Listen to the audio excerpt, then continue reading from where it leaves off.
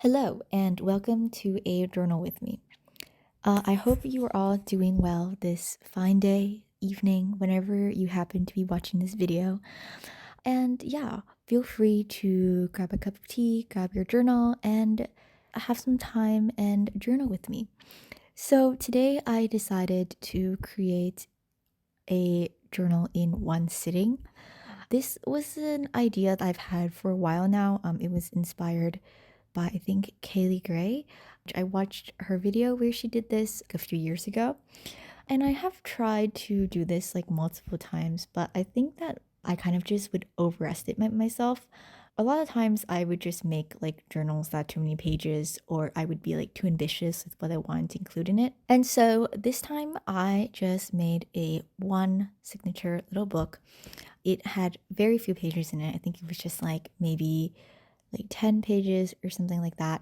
And basically, I just wanted to make it so it was like small and like it would be achievable for me to fill up the whole book in like one sitting. Yeah, so this time I succeeded. And basically, the kind of rationale I had behind this was that I wanted to make a journal to reflect on this year, this past year, 2022, since it is nearing the end of the year. And so I just wanted to like reflect on some things that happened, like events and moments that kind of shaped the year for me, and just kind of look back on what happened. Basically, this year was not very good for my mental health. Overall, I just struggled a lot with kind of like a lot of stress and just like anxiety in general. And I kind of just wanted to make this so that I could reflect on like positive experiences and just kind of, just look back on the times that were like really great this year that I might have forgotten about, like due to the stress of school and stuff this last few months that have kind of just been overwhelming. And I think it was really nice. There were a lot of stuff that I was like looking back through my photos to figure out what to write, and there were a lot of stuff that I'd forgotten about, which I think is just like really nice to be able to at the end of the year like do something like this. And I feel like it might be something that I try to do again because it was just very fun and I found it very therapeutic. And I think it was just really nice to be able to look back on what happened. So basically, the main things that I wanted to talk about were just, I mean, not only like events and stuff, but also like a lot of movies, shows, songs, and stuff like that, because those things actually really helped me through this year. Like, I think that without some of these, like, random shows that I binge watched throughout the year, they really helped me through some difficult times, which, is kind of like cliche to say, but it really is true. And I really do value them very much. So before I like go into that and start rambling about that, I thought I would talk about the actual journaling. So basically, for this journal, since I wanted to do it in one sitting, I wanted to keep it as simple as possible. So basically, I just wanted to keep the spreads pretty minimal. I didn't want to like spend like half an hour creating some like elaborate layouts and layering for every single page. So the pages did turn out a little bit more simple than I typically do. I think that that was also very crucial in like helping me complete this. It took me, I think, like around a little over an hour, maybe like an hour and a half to do this. And I think that it was really important that I like really stuck to it to keep the pages pretty simple. As like I go along, you'll see that I kept the pages pretty like generic. They basically all just had like a simple collage, like three or four elements on it, and then like a little blank space for me to go in and write something later. And I think that that was just really helpful and just helped kind of move the process along. So yeah, so I basically just kept like a little pile of papers that I thought I would use for this journaling spread, and then I just pulled from those. And I think that that was also very helpful, like not having to search through a big stash, because normally it's fine. I think normally like kind of have a vision in mind and like I can spend more time kind of deciding what to put. But this time I just wanted to like every spread just grab three pieces and they would fit together. And so I think it was nice that I curated a little selection for me to use. And then the other thing that I included were pictures. So I have this little Sprocket printer, and it basically just prints like little tiny pictures that are on sticker paper, so they're very easy to stick in. This is originally used for like travel journaling, is how I've used in the past. So I didn't want to like waste too many pictures, but I thought that they were the perfect size for this, and also they were just very easy to print out. So I just chose two pictures to include there. And I think they're just like a very convenient way to add images in. And also, they just like fit the size was just really great because this journal is pretty small. And so the size also just worked out pretty well. So I just chose two pictures from there. I think that they were both from over the summer when I went to South Korea with my family. It was just very fun and I really liked those pictures. And so I just kind of like I put those two, I think one in the like near the beginning and one kind of near the end of this book, just to add some visual interest to the pages as well. So basically most of this video is just me doing the collages and stuff. I wrote off screen because like mostly I didn't know what to write, honestly. And also it was just pretty boring. It was just me writing down random shows and stuff that I watched. And so I decided to do that off screen.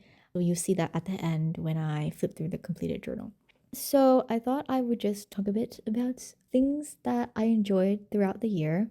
Firstly, I kind of sort of got back into reading. I was a very avid reader, and then like maybe 2, 3 years ago, I kind of stopped for some reason. And this year I kind of got back into it. I didn't read like nearly as much as I used to. But I think like also I've just been more selective with what I've tried to read. And so this year I like the books I read I like really enjoyed. Probably the like my favorite book I read this year was Babel by R.F. Kuang. This book's like pretty well known at this point, I think. It came out this year. Honestly, I would highly recommend like anyone to read this book. It's it's just a very important book to have, and it has some really important messages and just like things that I feel like everyone should kind of know and be aware of about like history as well as kind of modern day society. And it was just one of, yeah, I think it was just one of the most intriguing books I read this year. It was it was entertaining, and but I think more importantly it was just very very crucial and like educational as well. And so I really enjoyed that. And then I also read like some other more trashy novels, like fantasy books and such, which also I feel like are totally valid to read. But mostly this year, I did end up just watching a whole lot of like TV shows and movies. Mostly it's because this year I also got into watching Chinese dramas. I previously only watched them with my family because my parents are both very big fans of historical Chinese novels. And so I watched like some of the modern adaptations of like very classic novels with them in the past. But then this year was like the first time I tried like watching them by myself. I didn't really stick with the traditional novels, but the one thing that I think everyone knows if they're an enjoyer of Chinese dramas is that they are very, very long winded. Almost every single show is at least 30 plus episodes, especially if you decide to watch like a wuxia drama, which I did a lot of times. And so they are very long winded and they do take up a lot of time. Although most of the time I did end up binge watching them, so I guess that's kind of my fault. But these shows honestly did help me a lot throughout the year. So I think I started off the year I watched Yan Si Gong Li, or I don't really know exactly how it's in Chinese, but I think it's like the story of Yanxi Palace, I think is what's called in English. I don't really know. I didn't like really call it anything in particular in my head. But this drama is, I think it's like 70 plus episodes, so it's kind of ridiculous, but I think it's also one of the more popular shows, and so I managed to stick through the whole thing. It's just like a court politics drama about the like concubines trying to like win over favor and like get their sons succeed in like join the line of succession. It's just kind of like, you know, typical court drama politics. I personally really enjoyed it. I thought it was really interesting, and it was really impressive that they managed to like keep the storyline interesting despite it being so ridiculously long. And so that's something that I definitely enjoyed. I watched that for like the better part of the beginning of the year, like all of spring basically, which is me watching that. Yeah, I really did enjoy that. And then I also watched Word of Honor, which is a sizably shorter show. I think it has something like 30 or 40 episodes. So this was like one of the best shows I've watched this year.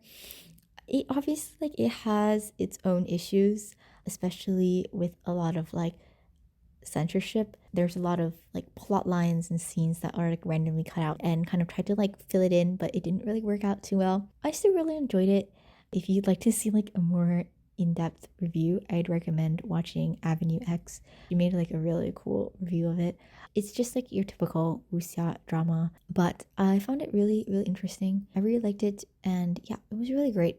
And then, oh yeah, so around the same time, I watched 唱的剧, or I think Fairy and Devil. So it was airing like over the summer, I think, or maybe fall. It was airing, yeah, it was airing during the summer this year. And so I was watching that. Honestly, I think if you're willing to get over the beginning and it's like very cheesy setup, which is basically it's a Xinxia drama about a sweet innocent fairy who like, you know, gets involved with this kind of like evil villain or whatever.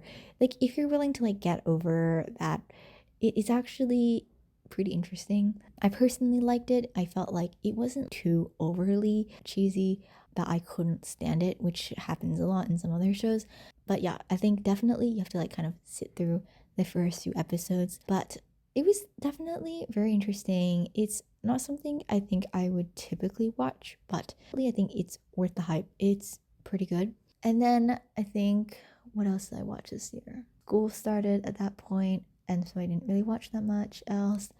And then, of course, currently I am watching Who Rules the World. So I'm currently watching this with my family over break, and like we've managed to watch half the show, which is like I think like 20 or something episodes in the last 5 days. So yes, kudos to us for doing that.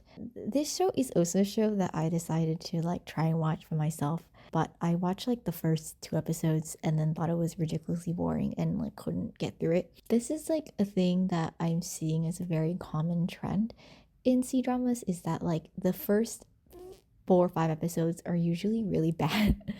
And then like usually once the plot kind of like picks up a little bit, it becomes much more interesting. But you have to sit through the first few episodes. So many of these shows I like actually started, couldn't like get started, and then like powered through it and then was like more captivated by the middle plot of it. So yeah, I like this show a lot. It stars Yang Yang, who obviously, you know, he's very cool. It's also not fantastic, you know, but and you know the plot line is not like the most super captivating. It does like have its boring bits, but I do really enjoy it at the end of the day, and it is a really really cool show. So I'm excited to see how that ends. But yeah, so that's kind of mostly I think kind of the highlight, the new thing that I watched this year. I watched a bunch of K dramas as well, but I've been a fan of K dramas for a while, so it wasn't too surprising. Some that I really like this year, I really loved. Honestly, there were a lot of really great like new K dramas that came out this year. 2521 is really great. And I also really enjoyed Extraordinary Attorney Woo Woo. Obviously, I watched Under the Queen's Umbrella, which is just like another court politics show. I guess I really like that kind of genre. And then I also watched Our Blues. I watched this one with my family. This is a really surprising show that I enjoyed. I didn't think I'd enjoy it since it's kind of like I thought it'd be very like boring and slow and dry. But actually it was very interesting. It was definitely like a very emotionally draining show. Like it's called Our Blues for a reason. It's just a bunch of very like sad and like emotional stories about the lives of these people living on Jeju Island. But I really enjoyed it. I felt like it was just a show that really left you emotionally invested, and I really like that. Lots of very great K dramas came out this year, and then kind of bridging my time in between all these shows, like when there was a lull and I couldn't find anything to watch, I would watch Grey's Anatomy. Yeah, so I kind of fell into a really deep trap with Grey's Anatomy this year. I watched like the first, I think, 9 or 10 seasons, just like straight up. I just watched the whole thing. But I think that after a while, I kind of got bored of it. And so, like, after that, I kind of just skipped around. I think also because at that point, there were like constant cast changes. Like, it was like there were new characters getting added and old characters leaving like every season. And I couldn't take it. So I kind of stopped watching it after that.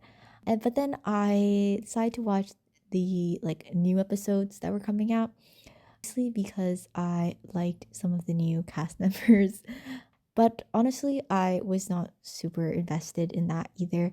I think that like I really enjoyed the first like 9, 10 seasons. They were very fantastic. But I think like the characters that were in this like middle seasons, Mark, Lexi, Callie, Arizona, those I really liked that dynamic, honestly. Those were my favorite, kind of like that group of characters that were in like maybe like season like 4 to 8 or something like that, were my favorite. And I think when they sort of like slowly started to leave, I just got like less and less invested in the show. So but yeah, it definitely was something that was very like a staple in my life this year. I don't think I will end up finishing the rest of the seasons. It just kind of reached like a lull for me. But I did really enjoy the first few seasons a lot. And so yeah, that's like basically it. I don't know. I think that these shows really play like a prominent role in my life. Like in terms of like me watching them when I was like having a hard time. And then afterwards they would give me like a fandom to kind of engross myself in. Specifically, I don't think I mentioned this, but like I think around New Year's last year, like January last year, I watched the Heaven's Official Blessing, like the show, or it's like an animated show, and I felt very deep into that fandom. I was a fan of other MXTX novels, specifically Mu Dao Zixu, The Untamed, which I watched, I think when it came out in 2019. Yeah, so I was very, very heavily into this fandom, the like MXTX fandom, for a lot of the year. And I think like also just kind of that being a recurring thing was definitely something that like helped me throughout the year. Basically, the kind of like trend is that I just kind of needed this like fictional world to escape to. And yeah, so I think that definitely I would like to figure out better like methods and ways of like kind of coping and kind of working with like stress, and a lot of that stuff, because binge watching shows all the time is definitely not very healthy. But I think that it's like also very important to just like recognize what helps you get through difficult times. So I think I have a little bit of time left, so I thought I would talk about music. So another thing that I actually wrote in this journal was about music. So I got my like Spotify Wrap, and so my sister uses the same account as me because I pay for premium, and so it was not entirely accurate because like my sister and I have similar music tastes, but she is like a very very active Stray Kids fan, and I kind of don't listen to that much K-pop these days. I might still like K-pop, but I'm not like, you know, like a super big K-pop stan anymore. I listen to a lot of like ballads. Like I love K-drama and C-drama OSTs. Those are like very amazing. And so I got my Spotify Wrapped, and it was kind of like it wasn't very surprising, but it was kind of annoying. So my top song was Shilos, yeah, the Shining, from the which was like the OST from Story of Sea Palace. Like, I don't know why. I just that song hit me really hard. I really liked it. I like listened to the song really obsessively. So that was my top song. And then like literally one day after Spotify Wrapped came out, I don't know what happened, but it got removed from Spotify, probably because of some like copyright issues or something like that. And so it got removed. And then so now my top song is of course Stray Kids.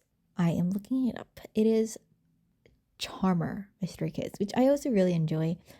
Before this year, I was not a huge Stray Kids fan, but then I went to a concert with my sister this year, and like suddenly I was like, wow, okay.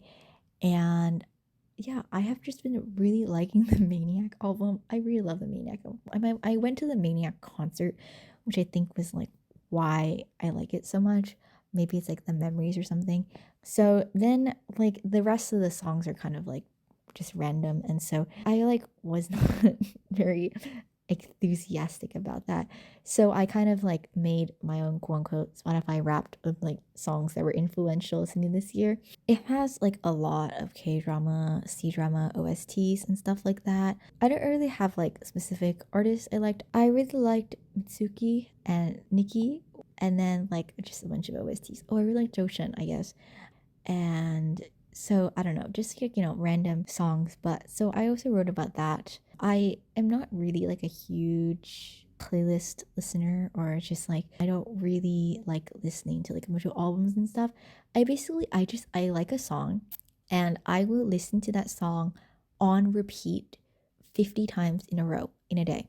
And I kid you not, so while I was making this journaling video, which like I said took me like maybe an hour and a half.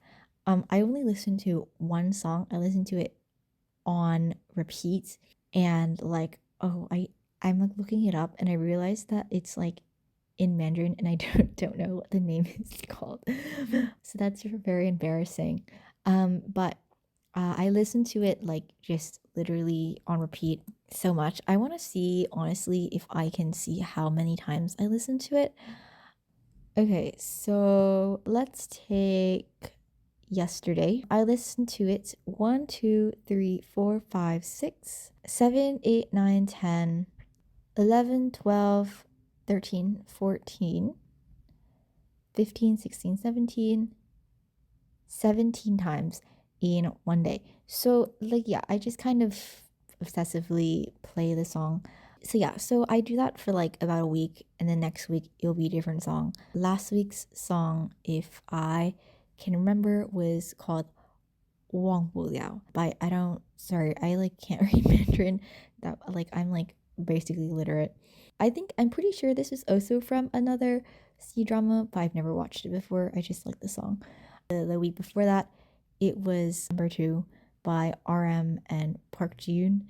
And before that, it was a Joshin song. So like, I kind of just go through a hype.